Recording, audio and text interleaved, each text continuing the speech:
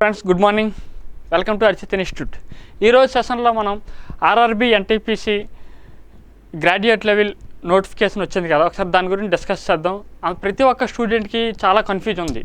అసలు ఎగ్జామ్లో జనరల్ సైన్స్కి వెయిటేజ్ ఎలా ఉంది, అలాగే కరెంట్ అఫైర్స్ క్వశ్చన్స్ ఎప్పటివరకు చదవాలి, అలాగే ఈ రివిజన్ ఎలా చేయాలి, సిలబస్ ఎక్కువ ఉంది, ఎగ్జామ్ వచ్చేసరికి జూన్లో ఎగ్జామ్ అంటున్నారు, ఇప్పుడు ఎలా ప్రిపేర్ అవ్వాలి, ఏం చేయాలని చెప్పి చాలామంది స్టూడెంట్ కన్ఫ్యూజ్ ఉంది. అందుకోసం మొత్తం ఆ డౌట్స్ అన్నీ ఒకేసారి డిస్కస్ చేద్దాం ఈ వీడియోలో.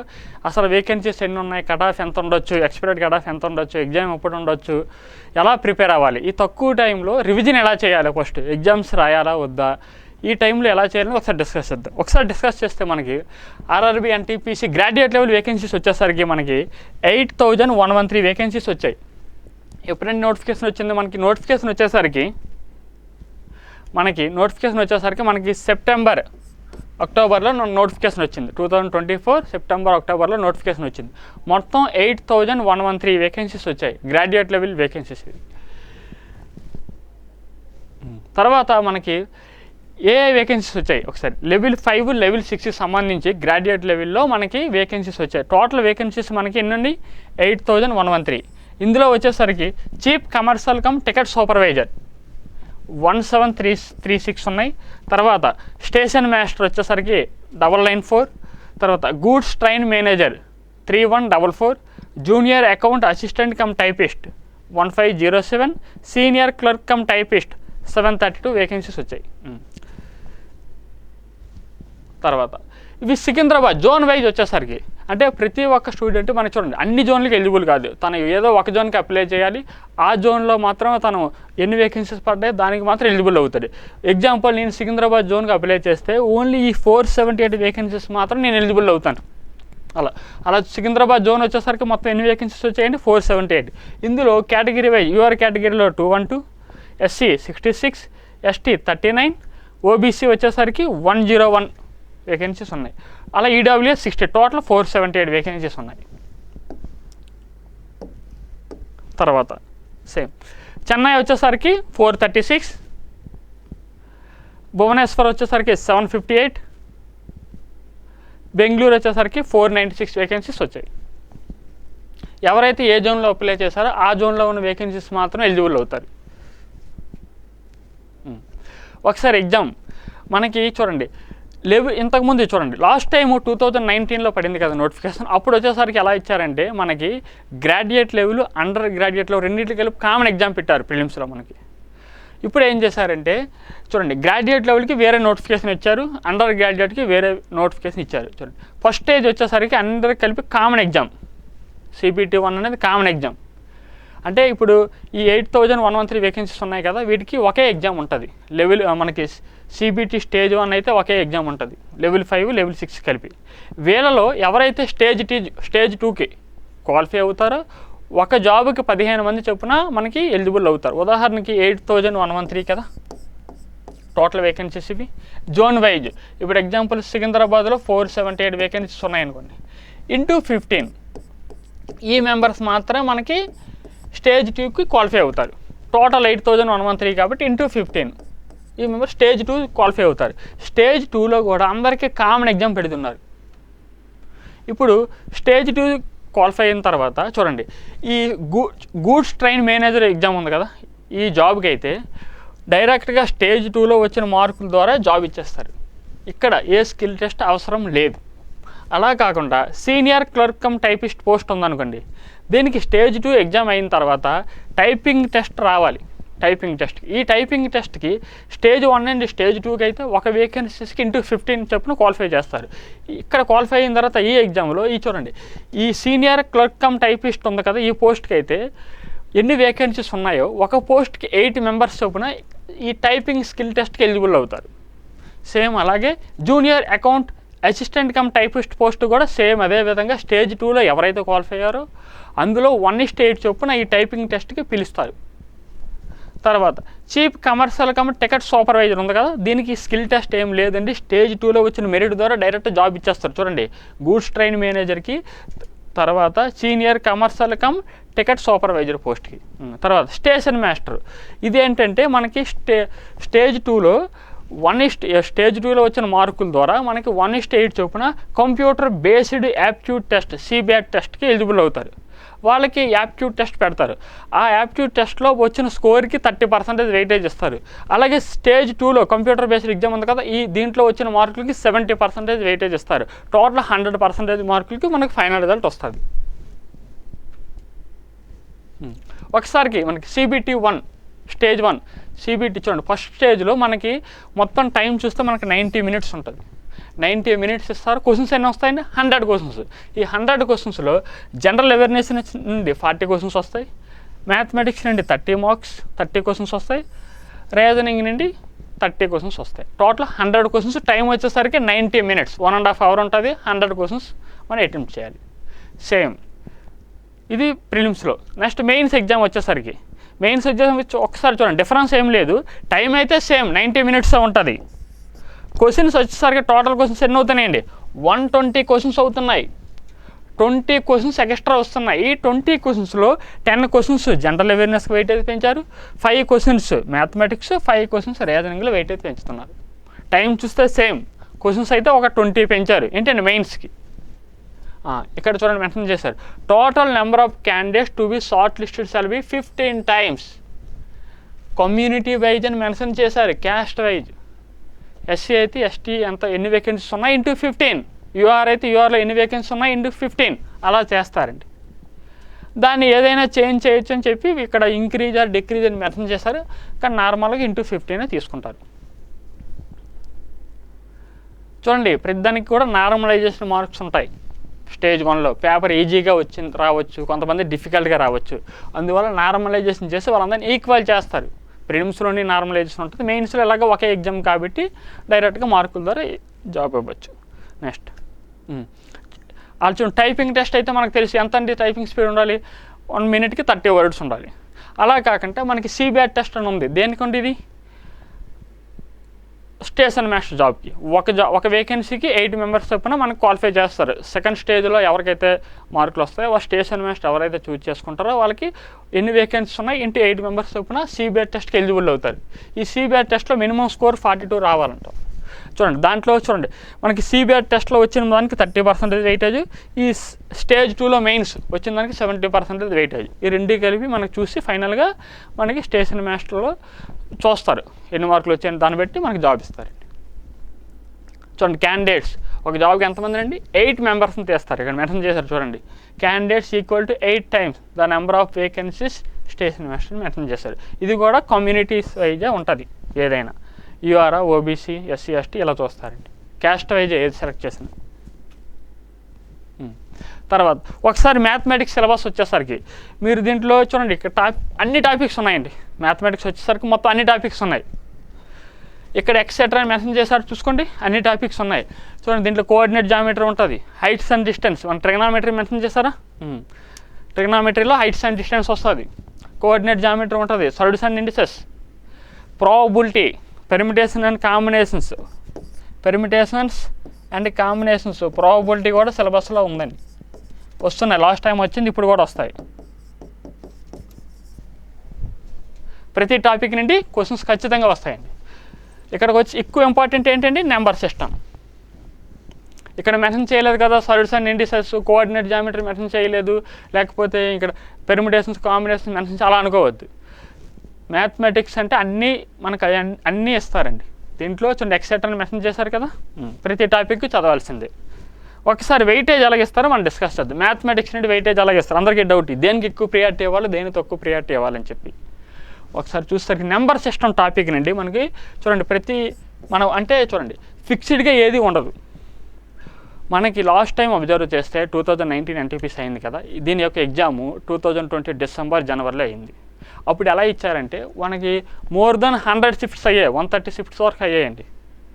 130 పేపర్లలో వచ్చేసరికి మనకి ఒక పేపర్లో నెంబర్ సిస్టమ్ నుండి 4 వస్తున్నాయి, ఒక పేపర్లో 7 వస్తాయి, ఒక పేపర్లో 5, ఒక పేపర్లో 6 అలా వస్తుంది. యావరేజ్గా 5, 6 అలా వస్తున్నాయి. పర్టికులర్గా ఈ నెంబర్ సిస్టమ్ టాపిక్ నుండి 4 ఇవ్వాలి, 5 ఇవ్వాలి అలా రూల్ ఏం లేదు. మనకి అన్ని పేపర్లో మనం అనాలిసిస్ చేసాం కాబట్టి యావరేజ్గా 5, 6 వస్తున్నాయి. అందువల్ల ఇంపార్టెంట్ టాపిక్. దీంట్లో ఈజీ క్వశ్చన్స్ వస్తున్నాయి. ఈజీ క్వశ్చన్స్ చూడండి, fractions, decimals, squares, square roots, చిన్న చిన్న క్వశ్చన్స్ కూడా అడుగుతున్నారు. తర్వాత సింప్లిఫికేషన్, వి బాడ్మస్ డైరెక్ట్గా 4 క్వశ్చన్స్ వస్తున్నాయండి ప్రతి షిఫ్ట్లో యావరేజ్గా. అంటే ఒక షిఫ్ట్లో 3 రావచ్చు, ఒక షిఫ్ట్లో 5 కూడా వస్తున్నాయి, ఒక షిఫ్ట్లో 2 వస్తున్నాయి. యావరేజ్గా వస్తే మనకి 4 వస్తున్నాయండి సింప్లిఫికేషన్ టాపిక్ నుండి. ఈ 2 టాపిక్స్ నుండి మనకి 10 బిట్స్ వస్తున్నాయి యావరేజ్గా. 30 బిట్స్ వస్తున్నాయి కదా మ్యాథ్స్లో. ఆ 30లో నెంబర్ సిస్టమ్ సింప్లిఫికేషన్ నుండి 10 మార్క్స్ వస్తున్నాయి. ఇంకా ఎల్సిఎం హెచ్సిఎఫ్ కొన్ని షిఫ్ట్లో 1 వస్తున్నాయి, కొన్ని షిఫ్ట్లో 2 వస్తున్నాయి. తర్వాత రేషియో ప్రపోర్షన్ కూడా అంతే, ఒక షిఫ్ట్లో 1, ఒక షిఫ్ట్లో 2 అలా వస్తుంది. పర్సంటేజ్ 1 వస్తుంది. Profit and loss 2 bits, time and work 2. కొన్ని షిఫ్ట్లో అప్పుడప్పుడు 1 బిట్ కూడా ఇస్తున్నాడు, pipes and system, time and work అన్నిట్లు కలిపి.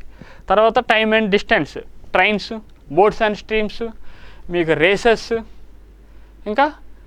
ఇంకేముంటాయండి టైమ్ అండ్ డిస్టెన్స్ జనరల్గా అన్నింటిలో కలిపి, సర్క్యులర్ ట్రాక్స్ అన్నీ కలిపి 2 బిట్స్ అలా వస్తున్నాయి. ఒక బిట్ కూడా కొన్నిసార్లు వస్తుంది. సింపుల్ ఇంట్రెస్ట్, కాంపౌండ్ ఇంట్రెస్ట్లో కొన్ని షిఫ్ట్లో 2 బిట్లు, కొన్ని షిఫ్ట్లో 1 బిట్ వస్తుంది. ట్రిగనామెట్రీలో 3 బిట్స్ వస్తున్నాయండి. దీంట్లో హైట్స్ అండ్ డిస్టెన్స్ నుండి కూడా బిట్లు ఇస్తున్నారు. మెన్సురేషన్ నుండి 3 to 4 బిట్స్ వస్తున్నాయి. 2D నుండి వస్తున్నాయి, 2D నుండి 2 బిట్లు, 3D నుండి 1 బిట్ వస్తుంది ఎక్కువగా యావరేజ్గా మనం మొత్తం చూస్తే. కొన్నిసార్లు 4 బిట్లు కూడా ఇస్తున్నారు. ఎలిమెంటరీ స్టాటిస్టిక్స్ నుంచి చూడండి, కొన్నిసార్లు 0 బిట్స్ కూడా ఇస్తున్నారు, కొన్నిసార్లు 3 బిట్స్ కూడా ఇస్తున్నారు. మనం ఎక్కువగా చూస్తే 1 to 2 బిట్స్ ఉన్నాయి. తర్వాత ప్రాబబిలిటీ, పెర్మిటేషన్స్ అండ్ కాంబినేషన్, ఇక్కడ కూడా అంతే. కొన్ని షిఫ్ట్లో 2 బిట్లు, కొన్ని షిఫ్ట్లో 0 వస్తుంది, కొన్ని షిఫ్ట్లో 1 వస్తుంది. అలాగే జామెట్రీ నుండి కూడా 1 to 2 బిట్స్ వస్తున్నాయండి. జామెట్రీ నుండి కూడా 1 to 2 బిట్స్ వస్తున్నాయి. చూడండి ఎలిమెంటరీ ఇక్కడ ఆల్జెబ్రా, ఇందులోనే మనకి సర్డ్స్ అండ్ ఇండిసెస్ మనం కవర్ చేసుకోవాలి, కోఆర్డినేట్ జామెట్రీ ఏదైనా సరే. అన్ని టాపిక్స్ మనం చదవాల్సిందే, ఎక్కువ ప్రియారిటీ వీటికి.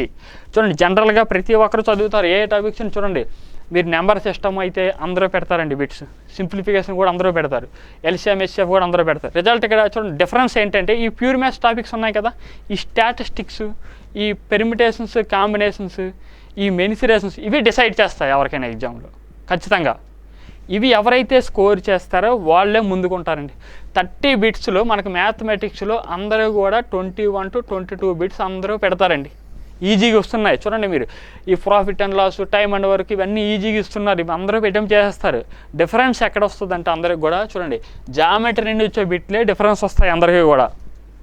అంటే ఎక్కువగా మీరు ప్రాక్టీస్ చేయాల్సిన టాపిక్స్ ఏంటంటే geometry, coordinate geometry, sides and indices, ఈ ప్యూర్ మ్యాథ్స్ ఉన్నాయి కదా, మెన్సురేషన్, ట్రిగనామెట్రీ, స్టాటిస్టిక్స్, ఇవి బాగా నేర్చుకోవాలి. ఇవి ఎవరైతే స్కోర్ చేస్తారో ఈ 10 బిట్స్ ఎవరికైతే మార్కులు వస్తాయో వాళ్ళే ముందుకుంటారు. చూడండి ఖచ్చితంగా మ్యాథమెటిక్స్ నుండి ప్రతి ఒక్క స్టూడెంట్కి 27 నుండి 29 మార్క్స్ వచ్చేటట్టుగా ప్రాక్టీస్ చేయాలి. ఇది స్కోరింగ్ సబ్జెక్టు, ఖచ్చితంగా ఇక్కడ గెయిన్ చేయాలి. తర్వాత రీజనింగ్ వచ్చేసరికి అన్ని టాపిక్స్ ఇక్కడ కూడా ఆల్మోస్ట్ అన్నీ ఇస్తున్నారండి. బ్యాంకింగ్కి ఇచ్చినవి ఇస్తారు, తర్వాత ఎస్ఎస్సికి ఇచ్చినవి కూడా ఇస్తారు. కాకపోతే మనకి అక్కడ 5 బిట్స్ ఇస్తారు కదా ర్యాంకింగ్ పజిల్స్కి, అవి కొంచెం చిన్నవి చేసి ఇక్కడ 1 బిట్ ఇస్తారు, అంతే డిఫరెన్స్. ప్రతి టాపిక్ సిలబస్లో ఉంది, డిఫరెన్స్ ఏం లేదు.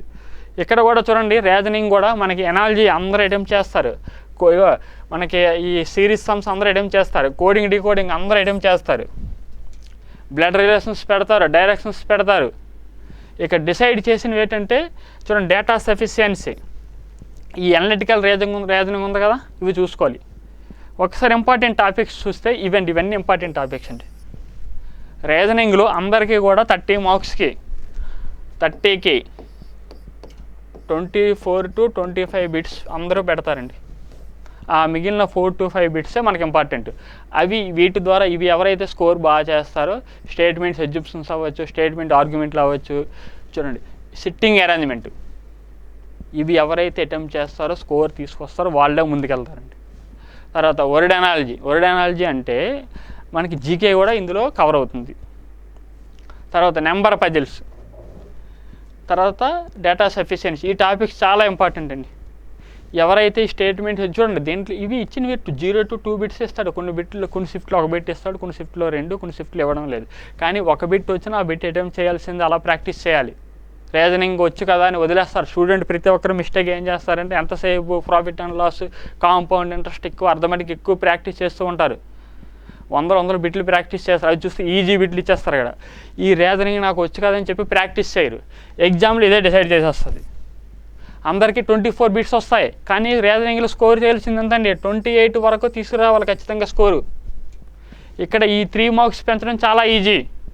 మీరు స్టాటిక్ జీకేలో కానీ కరెంట్ అఫైర్స్లో 1 బిట్ పెంచాలని చాలా ఎక్కువ టైం స్పెండ్ చేయాలండి. ఇక్కడ సింపుల్గా కొంచెం ప్రాక్టీస్ 10 days ప్రాక్టీస్ చేస్తే వచ్చేస్తాయి ఇక్కడ మార్కులు. ఈ సిట్టింగ్ అరేంజ్మెంట్ గట్టిగా 3-4 days రోజుకి 1 hour కూర్చుంటే మీకు ఇది ఖచ్చితంగా ఈ మార్క్ మీకు బిట్ వస్తుందండి. జనరల్ అవేర్నెస్ ఇది కూడా ఆల్మోస్ట్ అంతా సిలబస్లో ఉందండి. ప్రిలిమ్స్కి మెయిన్స్కి సిలబస్లో డిఫరెన్స్ ఏం లేదు, సేమ్ సిలబస్. చూడండి ఇక్కడ కూడా మీరు సిలబస్ బాగా అబ్జర్వ్ చేయండి. ఇక్కడ క్లియర్గా మెన్షన్ చేసేసారు చూడండి. గేమ్స్ అండ్ స్పోర్ట్స్ ఖచ్చితంగా బిట్స్ వస్తుందండి. Art and culture. తర్వాత ఫ్లోరా ఫానా చూసుకోండి. Important government and public sector organisations. Computers important topics. Environmental issues ఎక్కువ మంది స్టూడెంట్ ఎంతసేపు చూడండి హిస్టరీ, పాలిటీ, జాగ్రఫీ ఇలా చదువుకుంటుంటారు. ఎక్కువ చదవాల్సిన టాపిక్స్ మీరు చూడండి, అబ్జర్వ్ చేయండి. ఎన్టీపీసీ వచ్చేసరికి కంప్యూటర్ ఇంపార్టెంట్ టాపిక్.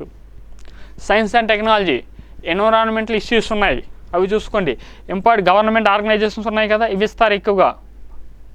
తర్వాత స్పోర్ట్స్, మాన్యుమెంట్స్ అండ్ ప్లేసెస్, ఈ టాపిక్స్ ఎక్కువగా చూసుకోండి. ఒక్కసారి వెయిటేజ్ ఎలా ఇస్తున్నాడో చూద్దాం. జీకేలో ఒకసారి వెయిటేజ్ చూస్తే ఎలా ఇస్తున్నాడో చూడండి. హిస్టరీ నుండి మనకి యావరేజ్గా చూస్తే ప్రతి షిఫ్ట్లో 4 to 5 బిట్స్ వస్తున్నాయి. కొన్ని షిఫ్ట్లో 6 వస్తున్నాయి, కొన్ని షిఫ్ట్లో 3 వస్తున్నాయి. ఎక్కువ షిఫ్ట్లో 4 వస్తున్నాయి, 4, 5 అలా వస్తున్నాయి హిస్టరీ. తర్వాత పాలిటీలో చూస్తే ఎక్కువ షిఫ్ట్లో 2 బిట్లే ఇస్తున్నాడు. కాకపోతే చూడండి కరెంట్ అఫైర్స్ కూడా ఇంటర్లింక్ ఉంటుంది ఇక్కడ. కాన్స్టిట్యూషన్ అమెండ్మెంట్స్ అవ్వచ్చు, ఏవైనా రీసెంట్గా మోడిఫికేషన్స్ అవుతున్నాయి కదా, ఇవన్నీ చూసుకోవాలి. ఏదైనా బిల్లు పాస్ అయినా ఇవన్నీ చూసుకోవాలి రీసెంట్గా. జాగ్రఫీలో కూడా 3 బిట్స్ అలా వస్తున్నాయండి. ఇదేంటంటే మనకి నేషనల్ పార్కులు ఇవన్నీ కూడా స్టాటిక్లు కూడా కవర్ అవుతాయి కదా, అందువల్ల 2 ట్రైబ్స్ అవ్వచ్చు, డ్యాన్సెస్ అవ్వచ్చు, ఇవన్నీ కూడా రెండిట్లో సిలబస్లు ఉన్నాయి కాబట్టి మనకి జాగ్రఫీ కూడా చాలా ఇంపార్టెంట్. ఎకానమీ తక్కువ ఇస్తున్నాడండి. మనకి బ్యాంకింగ్ సెక్టర్ చూసుకుంటే సరిపోతుంది ఎక్కువగా. అలాగే ప్లానింగ్ కమిషన్ ఇలాంటివన్నీ చూసుకోవాలి. జనరల్ సైన్స్ ఇది ఇక్కడ ఇంపార్టెంట్ అండి. జనరల్ సైన్స్ వచ్చేసరికి అందరూ ఏమనుకుంటున్నారంటే చూడండి, జనరల్ సైన్స్ వచ్చేసరికి గ్రూప్ డి ఉంది కదా, ఆ నోటిఫికేషన్ మరి జనరల్ సైన్స్ మెన్షన్ చేస్తారు. అక్కడ 25 క్వశ్చన్స్ వస్తాయండి గ్రూప్ డి ఎగ్జామ్. కానీ ఎన్టీపీసీలో రావడం లేదు. ఎన్టీపీసీలో మనం లాస్ట్ టైం అన్ని షిఫ్ట్లు అబ్జర్వ్ చేస్తే ఎన్టీపీసీలో జనరల్ సైన్స్ వచ్చేసరికి ఎన్ని వస్తున్నాయంటే 5 బిట్స్ వస్తున్నాయండి. 4 to 5 బిట్స్. కొన్ని షిఫ్ట్లో 6, 7 వస్తున్నాయి. ఎక్కువ షిఫ్ట్లో 5 బిట్స్ వస్తున్నాయి జనరల్ సైన్స్ వచ్చేసరికి. ఫిజిక్స్లో 1 వస్తుంది, కెమిస్ట్రీలో 1, బయాలజీలో 2-3 బిట్స్ అలా వస్తున్నాయి. అంటే వెయిటేజ్ ఎలా ఇస్తే అలాగే చదవాలి. మీరు లాస్ట్ టైం మీరు పేపర్ ఒకసారి ఓపెన్ చేసి చూడండి, లాస్ట్ టైం ప్రీవియస్ ఇయర్ అయ్యాయి కదా, అవన్నీ అబ్జర్వ్ చేస్తే మీకు వెయిటేజ్ 100 క్వశ్చన్లు మీకు తక్కువ, మీరు ఎగ్జామ్ రాస్తున్నారంటే మీకు 70 వస్తున్నాయి. ఎందుకు నీ జనరల్ సైన్స్ మొత్తం చదివాను కదా, జీకే, హిస్టరీ, పాలిటీ అన్నీ చదివాను కదా అనుకుంటారు. కానీ క్వశ్చన్స్ అడుగుతున్నవి ఏంటి? స్టాటిక్ జీకే, కరెంట్ అఫైర్స్, ఈ 2 ఎక్కువ బిట్లు వస్తున్నాయి కాబట్టి మీకు స్కోర్ తగ్గుతుంది. మీరు కవర్ చేయాల్సిన టాపిక్స్ కూడా ఈ 2. రేపు జాబ్ డిసైడింగ్ చేసేది కూడా స్టాటిక్ జీకే, కరెంట్ అఫైర్స్.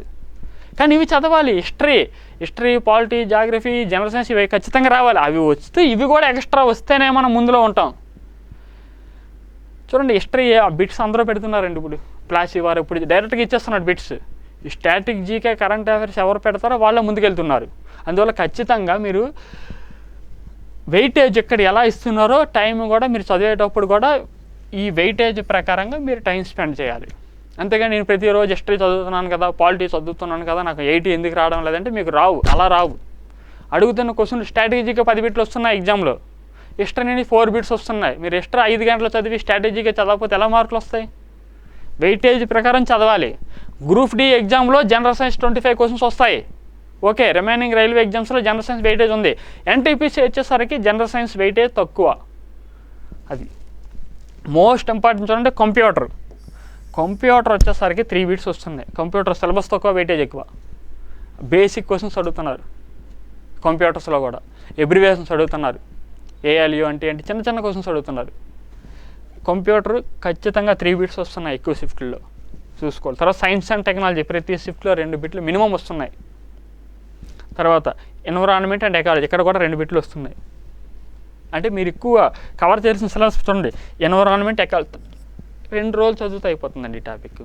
పైన చదవాలి, important trigger project, elephant project, ఇలాంటి చిన్న చిన్నవి, క్యోటో ప్రోటోకాల్, ఇవన్నీ చూసుకోవాలి. అలాగే సైన్స్ అండ్ టెక్నాలజీ సిలబస్ తక్కువ, స్టాటిక్ టైప్లో చదవాలి. ఇది కూడా computers, abbreviations, generations, short cut keys, ఇలాంటి చిన్న చిన్నవి చూసుకుంటే సరిపోతుంది. కరెంట్ అఫైర్స్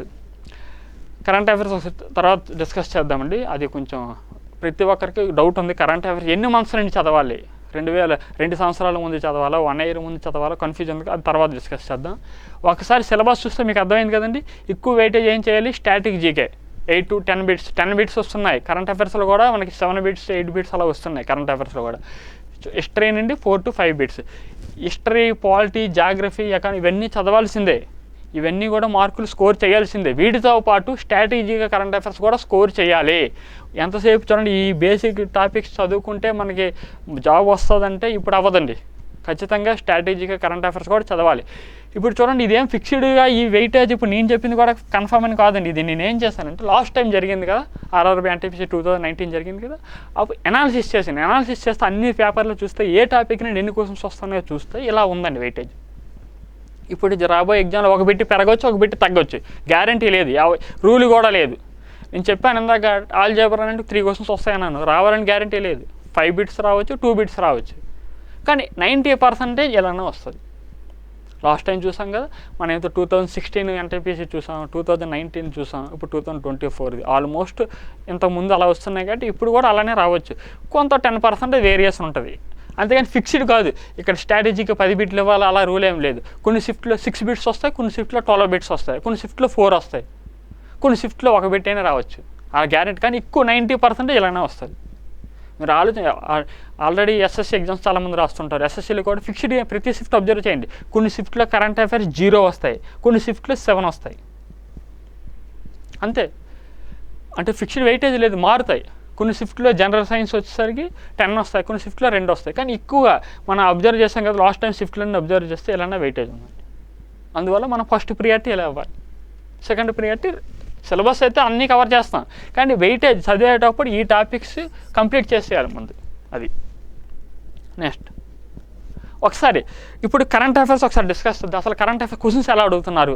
మన లాస్ట్ టైం 2019 ఎగ్జామ్ అనేది, 2019 NTPC ఎగ్జామ్ అనేది ఎప్పుడు జరిగిందండి, 2020 డిసెంబరు, 2021 జనవరి, ఈ 2 monthsలో జరిగిందండి. అప్పుడు ఎలా జరిగింది, 2 monthsలో జరిగింది కదా. అప్పుడు క్వశ్చన్స్ ఎలా అడిగాడు ఒకసారి చూస్తే, చూడండి. Which country was placed first in the Asian games held in Jakarta 2018 అడిగాడు.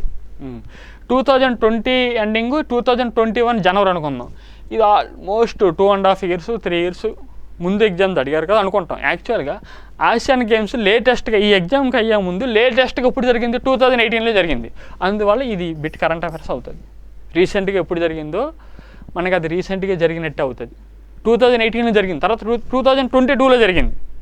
మన ఎగ్జామ్ అయ్యే టైంకి ముందుగా జరిగిన ఆసియన్ గేమ్స్ 2018లో జరిగింది కాబట్టి ఇది ఖచ్చితంగా ఇంపార్టెంటే.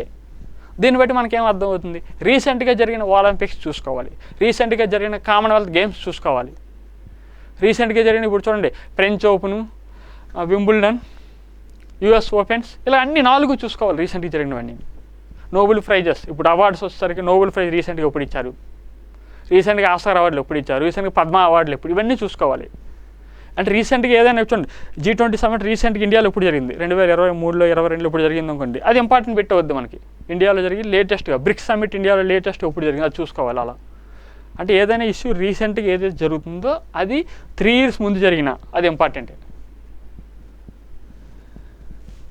Next, which country hosted the Asian cup football tournament in 2023. ఈ క్వశ్చన్స్ అన్నీ కూడా లాస్ట్ టైం ఇచ్చిన క్వశ్చన్లు. చూడండి, 2021లో కదా ఎగ్జామ్ అయింది, 23లో అడుగుతున్నారు. ఇప్పుడు సేమ్ అలాగే. ఇప్పుడు ఏం అడగచ్చు మన క్వశ్చన్స్, 2025లో ఎగ్జామ్ అవుతుంది, 2028లో ఒలింపిక్స్ ఎక్కడ జరుగుతుంది, 32లో ఎక్కడ జరుగుతుంది, లేకపోతే Asian games, next Asian games ఎక్కడ జరుగుతాయి, లేకపోతే నెక్స్ట్ ఫుట్బాల్ వరల్డ్ కప్ ఎక్కడ జరుగుతుంది, ఇండియా లేకపోతే వన్డే వరల్డ్ కప్ నెక్స్ట్ ఎక్కడ జరుగుతుంది, ఇలా అన్నీ చదువుకోవాలి. స్పోర్ట్స్ నెక్స్ట్ ఎక్కడ జరుగుతాయి అనేది ప్రతి ఒక్కటి చూసుకోవాలి. తర్వాత where was the 11th world Hindi conference held in 2018. అయితే చూడండి, ఇక్కడ హిందీ కాన్ఫరెన్స్ అనేది మనకి ఎవ్రీ ఇయర్ జరగదండి.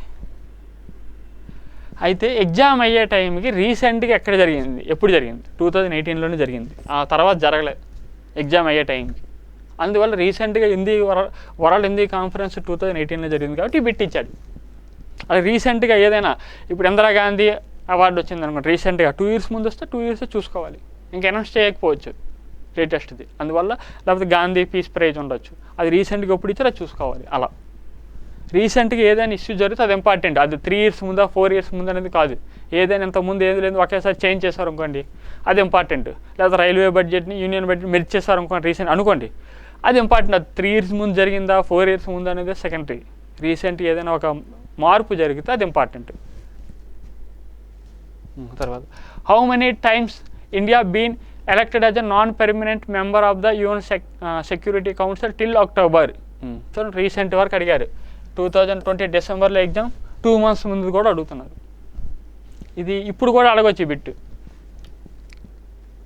నెక్స్ట్, యాజ్ ఆన్ నవంబర్ 2020, ఇప్పుడు నేను 2020 డిసెంబర్లో ఎగ్జామ్ కదా అయింది, 1 month ముందు కూడా బిట్ అడిగారు.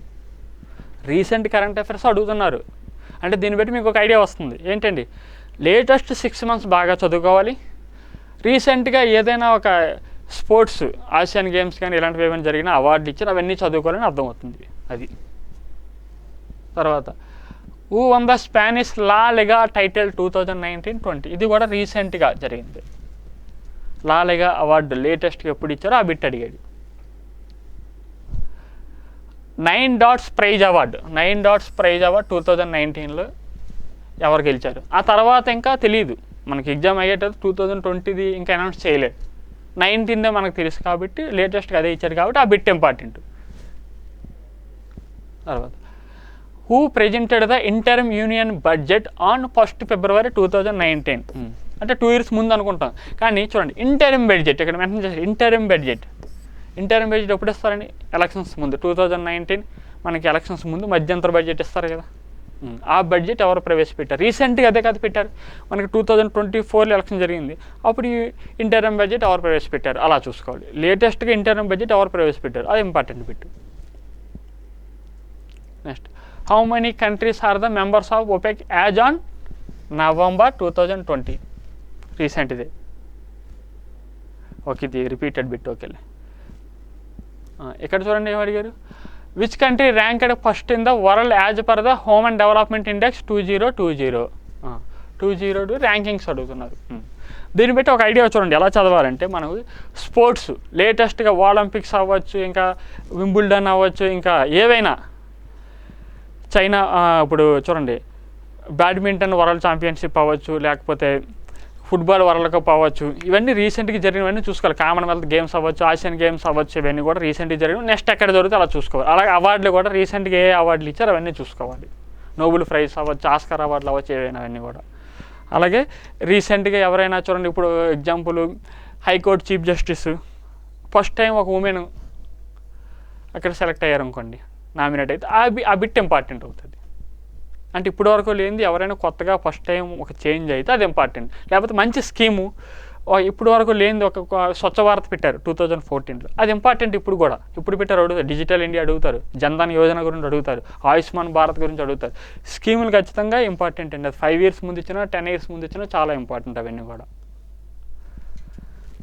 ప్రతిదీ చూసుకోవాలి. ప్రతి స్కీమ్ కూడా ఇంపార్టెంట్. ఏవైతే స్కీమ్స్ ఉన్నా అవన్నీ చూడాలి. 5 years ముందు ఇచ్చినా 10 years ముందు ఇచ్చినా అవన్నీ ఇంపార్టెంటే. అది 4 years ముందు పెట్టి అడిగారు అలా అనుకోవద్దు. రీసెంట్గా వచ్చిన స్కీమ్స్ అన్నీ, ఈ గవర్నమెంట్లో ఎన్డీఏ గవర్నమెంట్లో వచ్చిన స్కీమ్స్ అన్నీ చూసుకోవాలి, ఇంపార్టెంట్ అన్నీ కూడా. ఒకసారి అబ్జర్వ్ చేస్తే మనకి కరెంట్ అఫైర్స్ అర్థమైంది కదండి ఎలా చదవాలి. లేటెస్ట్ 6 months బాగా చదవాలి. తర్వాత రీసెంట్గా ఏదైనా last 1 year 2 year 3 year 2 year last 2 years important ఏవైతే ఉన్నాయి ఇష్యూస్ అవన్నీ చూసుకోవాలి. ఈ స్పోర్ట్స్ అవ్వచ్చు, అవార్డ్స్ అవ్వచ్చు, ఇంకేమైనా ప్లేసెస్ కానీ ఏవైనా ఎప్పుడో 4 yearsకో 5 yearsకో ఒక ఇష్యూ అవుతుంది కదా, అవి లేటెస్ట్గా ఏం జరిగింది అది చూసుకోవాలండి. ఎలక్షన్స్ 2024 ఎలక్షన్స్ అయ్యింది కదా, అది ఇంపార్టెంట్.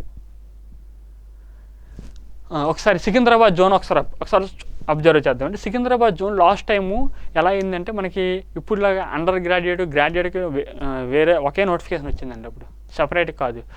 3-4 వేకెన్సీస్ వచ్చాయి లాస్ట్ టైం 2019లో 3-4 వేకెన్సీస్ వచ్చాయి. ఇప్పుడు ఒకసారి సికింద్రాబాద్ వచ్చేసరికి ఒకసారి కంపేర్ చేద్దాం. 478 వేకెన్సీస్ మాత్రం ఉన్నాయి. అంటే చూడండి ఆల్మోస్ట్ 1/7 అయిపోయింది. వేకెన్సీస్ ఏమయ్యాయంటే లాస్ట్ టైం వేకెన్సీస్లో ఇప్పుడు గ్రాడ్యుయేట్ వేకెన్సీస్ ఓన్లీ 1/7 అయింది. కాంపిటీషన్ లాస్ట్ టైం 1.2 crore అలా అప్లై చేశారు ఒకే ఎగ్జామ్ కాబట్టి. ఇప్పుడు గ్రాడ్యుయేట్ లెవెల్కి ఒక 60 lakhs, అండర్ గ్రాడ్యుయేట్ ఒక 60 lakhs ఉండొచ్చు. రెండిట్లో కామన్గా వాళ్ళే ఉంటారు. అంటే అప్లై చేసిన నెంబర్ ఆఫ్ పర్సన్స్ తగ్గొచ్చు, కానీ కాంపిటీషన్ పెరిగింది, టెక్నాలజీ పెరిగింది, సోర్స్ బుక్స్ అందరికీ తెలిసిపోయింది. ఇప్పుడు టెలిగ్రామ్ ఛానల్స్లో అంత సోర్స్ ఎక్కువైపోయింది, యూట్యూబ్ ఛానల్స్లో గట్ట. లాస్ట్ టైం కానీ తక్కువ, అందరికీ మెటీరియల్ అవైలబుల్ అయిపోయింది ఫ్రీగా. అందువల్ల కట్ ఆఫ్ కాంపిటీషన్ పెరిగింది, కట్ ఆఫ్ కూడా పెరుగుతుంది లాస్ట్ టైంతో పోలిస్తే. ఎందుకు పెరుగుతుంది అంటే వేకెన్సీస్ తగ్గాయి, కాంపిటీషన్ పెరిగింది. అంటే సోర్స్ మనకి చదవడానికి source available Telegram channels, YouTube channels ద్వారా మనకి పెరిగిందండి. ఫ్రీగా అందరికీ అవైలబుల్ అయిపోయాయి. అందువల్ల అందరికీ కూడా ఇప్పుడు టెక్స్ట్ బుక్ చాలా యాప్లు వచ్చేసాయి కదా, యాప్లో ఫ్రీగా ఎగ్జామ్స్ పెట్టడం ఇవన్నీ వల్ల అందరికీ నాలెడ్జ్ వచ్చేసింది. అందువల్ల అందరికీ అవేర్నెస్ బాగా పెరిగింది కాబట్టి కట్ ఆఫ్ ఖచ్చితంగా లాస్ట్ టైంతో పోలిసి ఇప్పుడు పెరుగుతుంది, అది ఫిక్స్ అయిపోయింది. ఎందుకంటే వేకెన్సీస్ లాస్ట్ టైం 3000+ ఉన్నాయి కదా సికింద్రాబాద్ జోన్కి, ఇప్పుడు చూసి జస్ట్ 478 వేకెన్సీస్ తగ్గాయి. వేకెన్సీస్ తగ్గాయి కాబట్టి కట్ ఆఫ్ ఆల్మోస్ట్ పెరుగుతుంది. ఎన్ని వేకెన్సీస్ ఉన్నాయండి? 478 వేకెన్సీసే ఉన్నాయి. ఇప్పుడు చూస్తే కేటగిరీ యూఆర్ కేటగిరీలో 212 వేకెన్సీస్, తర్వాత SC 66, ST 39, OBC 101 వేకెన్సీస్ ఉన్నాయి, EWS 60 వేకెన్సీస్ ఉన్నాయి. ఒకసారి స్టేజ్ 2కి ఎలా క్వాలిఫై చేస్తారు ఒకసారి అబ్జర్వ్ చేద్దాం. స్టేజ్ 2కి మనకి ఎలాగైనా కమ్యూనిటీ వైజ్ క్వాలిఫై చేస్తారు. యూఆర్ కేటగిరీలో మనకి వేకెన్సీస్ ఎన్ని ఉన్నాయండి? 212 వేకెన్సీస్ ఉన్నాయి. స్టేజ్ 2కి ఇంటూ 15 చేస్తారు, 3180 మెంబర్స్ అని క్వాలిఫై చేస్తారు. అన్ని కేటగిరీ వాళ్ళు ఇందులో ఎలిజిబుల్లే. అంటే ఏ పర్సన్కైనా మనకి 3180 ర్యాంక్ వచ్చిందండి ఖచ్చితంగా క్వాలిఫై అవుతాడు. ఏ కేటగిరీకి సంబంధించిన వ్యక్తి అయినా, SC అయినా, ST అయినా, OBC అయినా, ఇంకా EWS అయినా, ఏ వ్యక్తి అయినా మనకి 3180 లోపు ర్యాంక్ వస్తే, సికింద్రాబాద్ జోన్లో రాసిన వాళ్ళకి 3180 లోపు ర్యాంక్ వస్తే ఏ కేటగిరీ వ్యక్తి అయినా యూఆర్ కేటగిరీలో సెలెక్ట్ అయిపోతాడు. తర్వాత OBC పర్సన్ అనడం అండి. ఎగ్జాంపుల్ ఒక స్టూడెంట్ OBC కేటగిరీ అయితే OBCలో మనకు 101 వేకెన్సీస్ ఉన్నాయి. ఆ పర్సన్ క్వాలిఫై అవ్వాలంటే చూడండి 212 వేకెన్సీస్ యూఆర్ కేటగిరీలో ఉన్న వేకెన్సీస్ కూడా ఈ స్టూడెంట్ ఎలిజిబుల్. తర్వాత OBCలో ఉన్న 101 వేకెన్సీస్ కూడా ఎలిజిబుల్. టోటల్ 313 వేకెన్సీస్కి ఎలిజిబుల్ అవుతాడు తను. అప్పుడు 313 × 15 4695 లోపు OBC కేటగిరీ వ్యక్తికి 4695 లోపు ర్యాంక్ వస్తే ఈ స్టూడెంట్ క్వాలిఫై అవుతాడు. EWS సేమ్, ఈ 212 పోస్టులకు ఎలిజిబుల్ అవుతాడు. ఇక్కడ EWS 60 పోస్టులు కూడా ఎలిజిబుల్ అవుతాడు. టోటల్ 272 వేకెన్సీస్ కదా, ఇంటూ 15 4080 లోపు ర్యాంక్ వస్తే EWS కేటగిరీ వ్యక్తి క్వాలిఫై అవుతాడు. SC వచ్చేసరికి 66 వేకెన్సీస్ ఉన్నాయి కదా. చూడండి ఓన్లీ SCలోని చూడండి, ఇక్కడ నేను యూఆర్ కేటగిరీ దీంట్లో మెర్జ్ చేయడం లేదు. యూఆర్ కేటగిరీ 3180 వేకెన్సీ ర్యాంక్ వస్తే ఖచ్చితంగా అవుతాడు. అలాగే కాకుండా ఓన్లీ SCలో అంటే SC వ్యక్తుల్లో మాత్రమే 990 ర్యాంక్ వస్తే అయిపోతాడు.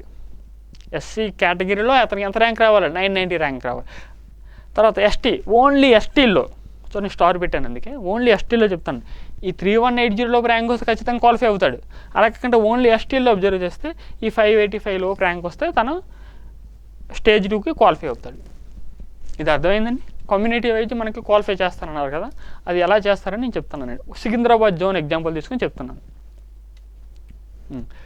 ఒకసారి చూడండి అండర్ గ్రాడ్యుయేట్ ఉంది కదా, మన గ్రాడ్యుయేట్ డిస్కస్ చేస్తాం. అండర్ గ్రాడ్యుయేట్ మన సికింద్రాబాద్ జోన్ వచ్చేసరికి కేవలం 89 వేకెన్సీస్ ఉన్నాయి. 89 వేకెన్సీస్ ఇంటూ 15 అయితే 1335 మెంబర్స్ని మాత్రం స్టేజ్ 2 క్వాలిఫై చేస్తారు.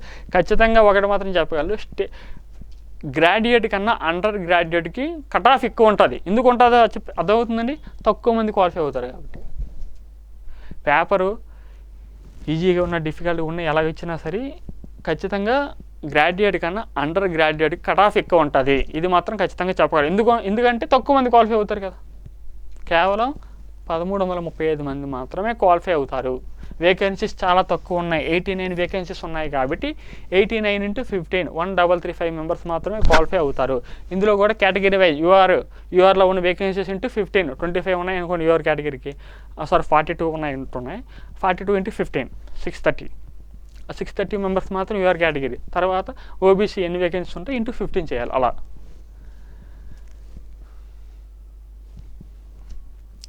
Cut off expected cut off అనేది మనం ఖచ్చితంగా మనకి చూడండి రిజల్ట్ అనేది నార్మలైజ్డ్ స్కోర్ పైన ఇస్తారు. లాస్ట్ టైం 2019 అయింది కదా, అప్పుడు లెవెల్ వైజ్ కట్ ఆఫ్ ఇచ్చారు. లెవెల్ 2 కట్ ఆఫ్ ఇది, లెవెల్ 3కి ఇది, లెవెల్ 5కి ఇది, లెవెల్ ఇలా ఇచ్చారు. ఇప్పుడు లెవెల్ వైజ్ లేదు కదా కట్ ఆఫ్, మనకేంటండి కమ్యూనిటీ వైజ్ కట్ ఆఫ్ ఇస్తారు. అదేంటంటే డైరెక్ట్గా స్టేజ్ 1లో ఒక ఎగ్జామే. లాస్ట్ టైం ఏం చేశారంటే లెవెల్ 2కి వేరే ఎగ్జామ్ పెట్టారు, లెవెల్ 3కి వేరే ఎగ్జామ్ పెట్టారు, లెవెల్ 5కి వేరే, లెవెల్ 6 అలా పెట్టారు లాస్ట్ టైం. ఇప్పుడు అలా లేదు, గ్రాడ్యుయేట్కి వేరేగా, అండర్ గ్రాడ్యుయేట్కి వేరేగా, లెవెల్ 5కి లెవెల్ 6కి ఒకే కట్ ఆఫ్ ఇస్తారు ఈసారి. దీంతో కంపేర్ చేయడం అవ్వదు. ప్లస్ ఇవేం స్కోర్లు అండి, నార్మలైజ్డ్ స్కోరు. మన 100కి ఎగ్జామ్ రాస్తాం కదా, మనకి 70 నార్మలైజ్ స్కోర్. మనకు మొత్తం ఎన్ని షిఫ్ట్లు అవుతే అన్ని షిఫ్ట్లు కలిపి ఒక యావరేజ్ స్కోర్ తీసుకుని ఈజీగా వచ్చిన వాళ్ళకి స్కోర్ కొంచెం తగ్గించడం కానీ సేమ్ స్కోర్ కానీ ఉంటుంది. పేపర్ ఎవరికైతే డిఫికల్ట్గా వచ్చిందో ఆ షిఫ్ట్లో వాళ్ళకి కొంత స్కోర్ యాడ్ చేస్తారు. ఆ యావరేజ్ స్కోర్ అండి ఇది. మనకి ఆ నార్మలైజ్డ్ ఫార్ములా ఆల్రెడీ మన నోటిఫికేషన్ ఉంది, ఆ ఫార్ములా ప్రకారం ఇది అప్లై చేస్తారండి. చూడండి, అంటే ఒక స్టూడెంట్కి ఇప్పుడు 80 మార్క్స్ వచ్చాయి, ఆ స్టూడెంట్ క్వాలిఫై అవుతారని గ్యారంటీగా చెప్పలేము. ఆ పేపర్ ఈజీగా ఉందనుకోండి డిస్క్వాలిఫై అవ్వచ్చు. అలాగే ఒక స్టూడెంట్కి 60 మార్క్స్ వచ్చాయి, అదే మొత్తం అన్ని షిఫ్ట్లో మోస్ట్ డిఫికల్ట్ షిఫ్ట్ అనుకోండి, ఆ స్టూడెంట్ క్వాలిఫై అవ్వచ్చు. అంటే పేపర్ డిఫికల్టీ లెవెల్ పైన డిపెండ్ అవుతుంది, అంతేగాని ఫిక్స్డ్ మార్కులు లేదు. కానీ మనం కట్ ఆఫ్ ఎంత ఉండొచ్చు, పేపర్ ఈజీగా ఇచ్చినా డిఫికల్ట్గా ఇచ్చినా మనకి 100 మార్క్స్ కదండి, 80 to 83 మార్క్స్ వస్తే ఏ కేటగిరీ వ్యక్తి అయినా ఏ ఈజీ షిఫ్ట్ అయినా ఖచ్చితంగా క్వాలిఫై అవుతారండి. 80 to 83 80+ తెచ్చుకుంటే క్వాలిఫై అవ్వడానికి మనకి ఛాన్స్ ఉంటుంది. కట్ ఆఫ్ కరెక్ట్గా ఎందుకు చెప్పలేము అర్థమైందండి. నార్మలైజేషన్ ఉంటుంది కాబట్టి పేపర్ ఈజీగా వచ్చిన వాళ్ళకి ఒకలా ఉంటుంది, డిఫికల్ట్గా వచ్చిన వాళ్ళకి ఒకలా ఉంటుంది. ఈజీగా వస్తే మనకి 80 to 83 రావాలి మినిమం, 80 to 83 85 వరకు రావాలి. డిఫికల్ట్గా వస్తే 70+ రావాలి డిఫికల్ట్గా వచ్చిన వాళ్ళకి. ఈజీగా వచ్చిన వాళ్ళకి ఎంత అండి, ఈజీగా వస్తే 83 84 85 వరకు రావాలి. అది చూసుకోవాలి. అది మనకు తెలియదు, ఎగ్జామ్ రాస్తున్నప్పుడు తెలియదు, ఆన్సర్కి వచ్చిన తర్వాత మనకి యావరేజ్ స్కోర్ల ద్వారా మనకు ఐడియా వస్తుంది. ఏ షిఫ్ట్ అయినా చూడండి 85 తెచ్చుకుంటే మీరు సేఫ్ జోన్లో ఉంటారు, 85 వరకు తెచ్చుకుంటే సేఫ్ జోన్లో ఉంటారు. టార్గెట్ 85+ పెట్టాలి.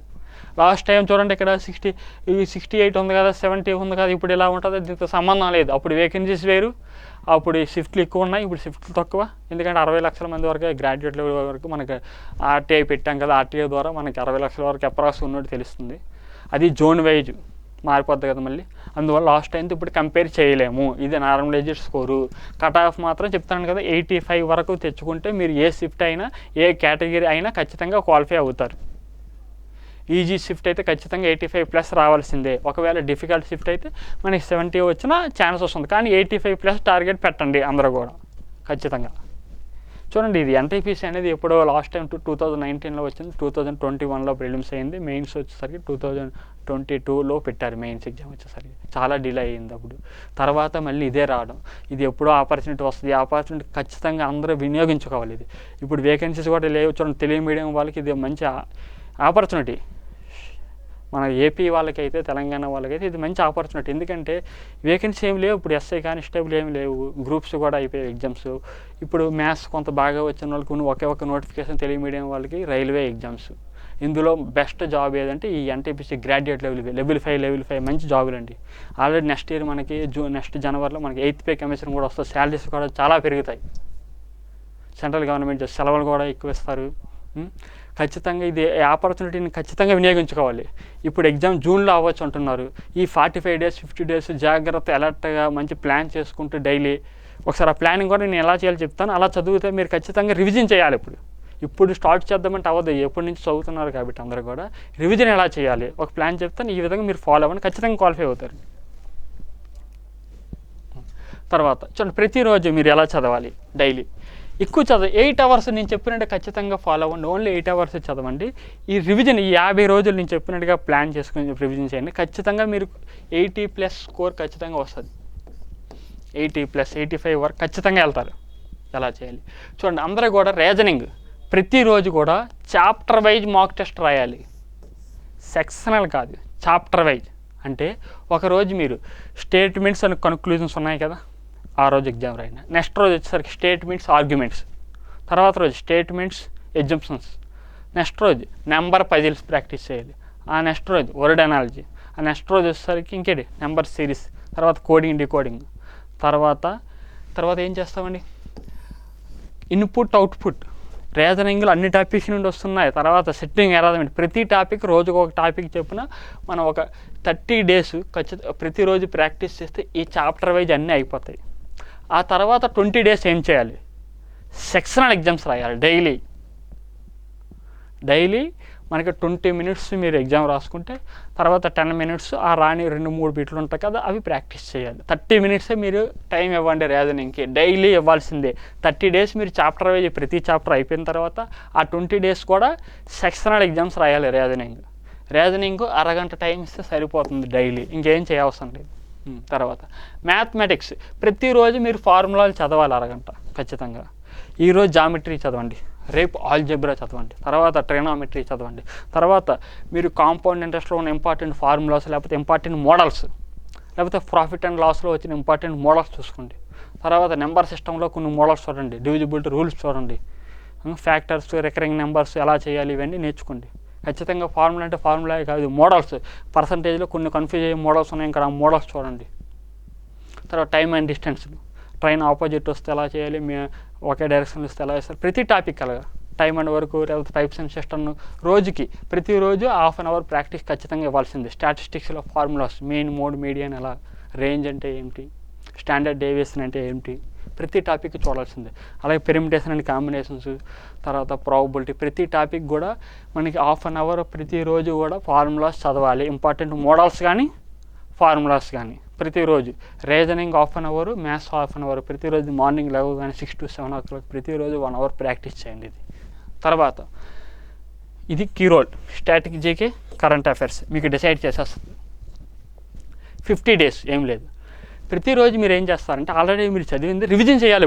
ఇప్పుడు మళ్ళీ నేను ఫస్ట్ నుండి చదువుతానంటే అవ్వదు. మీరు చదివింది రివిజన్. ప్రజెంట్ ఈ 50 days ఇది ఏం చెప్తున్నానంటే రివిజన్ చెప్తున్నాను నేను. ఇప్పుడు ఏం స్టార్ట్ చేయమని చెప్పడానికి, మీరు చదివిందే రివిజన్ చేయాలి. కరెంట్ అఫైర్స్ ఏం చెప్పి ఒకరు చూడండి. ఈరోజు కరెంట్ అఫైర్స్ చదవండి. ఏం చేస్తారు ఈరోజు, ఏం చేస్తారు అక్టోబర్ మంత్ కరెంట్ అఫైర్స్ చదవండి. నెక్స్ట్ రోజు స్టాటిక్ జీకేలో ఏం చేస్తారండి ఇంపార్టెంట్ డేస్ అన్నీ చదవండి. ఆ నెక్స్ట్ రోజు కరెంట్ అఫైర్స్ నవంబర్ చదవండి. అని ఆల్టర్నేటివ్, ఒకరోజు కరెంట్ అఫైర్స్ అవుతే ఒకరోజు స్టాటిక్ జీకే, మళ్ళీ నెక్స్ట్ రోజు కరెంట్ అఫైర్స్, ఆ నెక్స్ట్ రోజు static GK.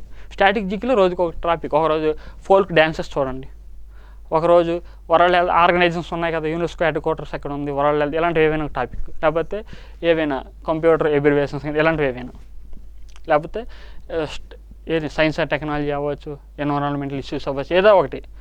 Day by day 25 days current affairs, 25 days static GK చదవండి.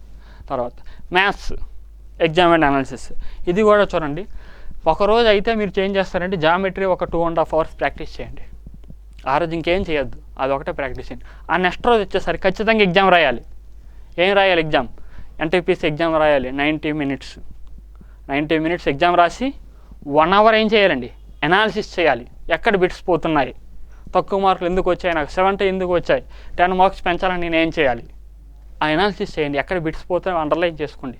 నెక్స్ట్ టైం ఎక్కడ ఇంప్రూవ్ చేసుకోవాలో చూసుకోండి. ఓకే, ఆ నెక్స్ట్ రోజు మళ్ళీ మ్యాథ్స్ ఒక టాపిక్ ప్రాక్టీస్ చేయాలి. ఏం చేయాలి, కాంపౌండ్ ఇంట్రెస్ట్ ప్రాక్టీస్ చేయాలి. ఆ నెక్స్ట్ రోజు మళ్ళీ ఎగ్జామ్ రాయాలి. Day by day 25 days maths syllabus అయిపోయి 25 days 25 ఎగ్జామ్స్ రాయాలి. ఇంప్రూవ్ అవ్వాలి డే బై డే. ఈరోజు 70 వచ్చాయి, నెక్స్ట్ రోజు 72కి వెళ్ళాలి, నెక్స్ట్ రోజు 74కి వెళ్ళాలి. ఎందుకు ఇంప్రూవ్ అవ్వడం లేదు, ఈరోజు ఏం నేర్చుకున్నాను ప్రతిరోజు ఆలోచించాలి.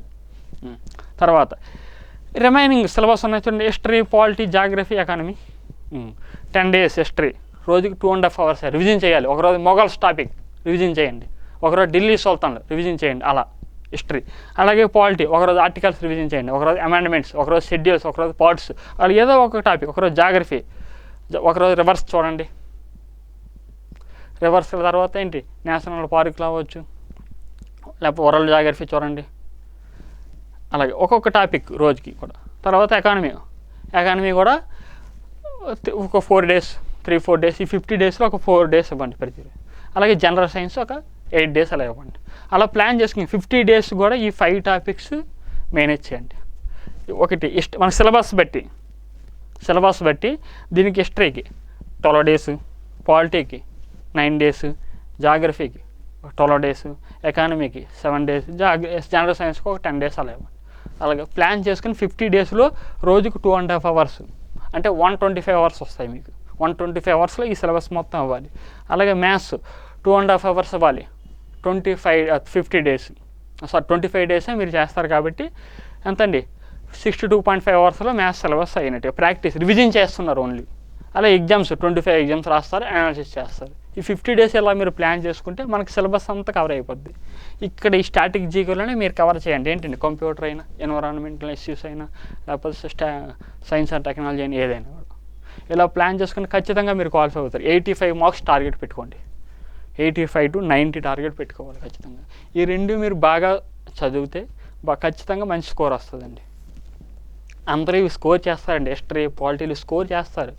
ఆర్టికల్ 17 ఏంటి, లేకపోతే సుప్రీంకోర్టు ఆర్టికల్ ఇలాంటివన్నీ అందరూ పెడుతూనే ఉంటారండి, బుక్స్లో ఉన్నవే కాబట్టి. దీనికే ఏ బుక్ చదవాలి, ఏ బిట్స్ చదవాలి కన్ఫ్యూజ్ అవుతారు. కాబట్టి ఇక్కడ మీరు స్కోర్ తెచ్చుకుంటే మీరు పైకి వెళ్ళిపోతారు. నేను చెప్పాను కదా, రీజనింగ్లో ఏవైతే ఇంపార్టెంట్ టాపిక్స్ ఉన్నాయో బాగా ప్రాక్టీస్ చేయాలి. మ్యాథ్స్లో కూడా ప్యూర్ మ్యాథ్స్లో మంచి స్కోర్ తీసుకురావాలి. తర్వాత ఈ రెండు మంచి స్కోర్ తేవాలి. 85+ వరకు వచ్చాయంటే రీజన్ ఒకటే, స్ట్రాటజీ కరెంట్ అఫైర్స్ బాగా చదివారు. తర్వాత మ్యాథ్స్లో ప్యూర్ మ్యాథ్స్ బాగా చేశారు. అలాగే రీజనింగ్లో చెప్పాను కదా, స్టేట్మెంట్, ఆర్గ్యుమెంట్లు, కన్క్లూజన్స్, సిట్టింగ్ అరేంజ్మెంట్స్ ఇవన్నీ బాగా చేశారని అర్థమండి. ఓకే, ఇలా ప్రాక్టీస్ చేస్తే ఖచ్చితంగా క్వాలిఫై అవుతారు. ఖచ్చితంగా మీరు కట్ ఆఫ్ల గురించి ఏం ఆలోచించద్దు. ఇది మీరు ఫాలో అయిపోండి అంతే. 8 hours ఓన్లీ, ఎక్కువ చదవద్దు. సఫిషియెంట్గా నిద్ర తీసుకోండి, ఫుడ్ మంచిది తీసుకోండి. ఖచ్చితంగా సక్సెస్ వస్తుందండి. ఈ ఆపర్చునిటీని మాత్రం వినియోగించుకోండి ఖచ్చితంగా. మళ్ళీ నోటిఫికేషన్ ఎప్పుడు వస్తుందో తెలియదు, ఎలా ఉంటుందో తెలియదు. ఓకే, అందరూ బాగా ప్రిపేర్ అవ్వండి. Okay, thank you students. అందరికీ ఆల్ ద బెస్ట్ చెప్తున్నాను. ఖచ్చితంగా ఈసారి ఎన్టీపీసీ గ్రాడ్యుయేట్ లెవెల్ ఎగ్జామ్లో ఖచ్చితంగా అందరూ క్వాలిఫై అయ్యి ఖచ్చితంగా జాబ్ ఖచ్చితంగా కొట్టాలి. Okay, thank you students. Okay, bye.